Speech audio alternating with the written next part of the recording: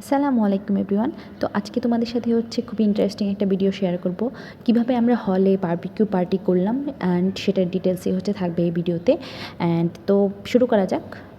এখানে আপু হচ্ছে একটা পুডিং বানিয়েছিল অ্যান্ড পুডিংটা অসাধারণ হয়েছিল, দেখতেও যেমন হয়েছিল, টেস্টও মাশাআল্লাহ অনেক মজা হয়েছিল। তো এটা হচ্ছে আমরা সব কিছু হচ্ছে ইনফ্রাতেই বানানো হয়েছে। তো এটা হচ্ছে ফাইনালও কেমন ছিল। তো বাকি আপু হচ্ছে এখানে বারবিকিউয়ের জন্য এত বড় একটা বোলে সবগুলো চিকেন হচ্ছে ম্যারিনেট করে নিয়েছিল। তো যেহেতু আমরা হচ্ছে প্যানেই করতেছি বারবিকিউটা, তো অনেক টাইম লেগেছিল এটা করতে। যদিও হচ্ছে যদি আমরা ওইটাতে বাইরে তার জালিতে কয়লা দিয়ে করতাম ওইটা অনেক তাড়াতাড়ি হয়ে যেত, বাট চুলাই করার কারণে একটু বেশি সময় লেগেছে, বাট অনেক ধৈর্য নিয়ে এটা করতে হয়েছে। অ্যান্ড এর পাশাপাশি একজন এক এক কাজ আমরা ভাগ করে নিয়েছিলাম। তো এটা করার পাশাপাশি অন্যান্য কাজও চলতেছিল। তো এই জন্য হচ্ছে খুব একটা টাইম লাগেনি, আমরা হচ্ছে টাইমলি শেষ করতে পারছিলাম। আর এখানে হচ্ছে সালাদ নিয়ে আসা হয়েছিল, টক দই নিয়ে আসা হয়েছিল। এখানে সালাদগুলো এই জন্য কাটা হয়েছিল, এটাগুলো দিয়ে একটা রায়তা বানানো হবে, ওইটাও অনেক টেস্টি হয়েছিল।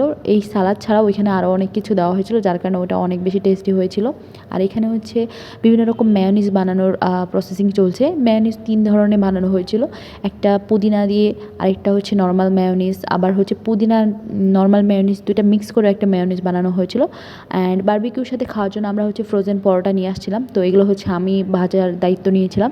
তো একে একে হচ্ছে 20টা পরোটা এখানে ছিল। তো 20টা পরোটা আমরা ভেজে নিয়েছি। এখানে হালকা একটু তেল ইউজ করেছি, বেশি তেল ইউজ করিনি, কারণ ওইটা থেকে অলরেডি তেল বের হচ্ছিলো হালকা হালকা। গল্প করতে করতে হচ্ছে 20টা পরোটা ভেজে ফেলি আমি এখানে। এই তো এখানে হচ্ছে সবগুলো ভাজা শেষ, এগুলো হচ্ছে টিস্যুর উপর রেখে দিয়েছিলাম।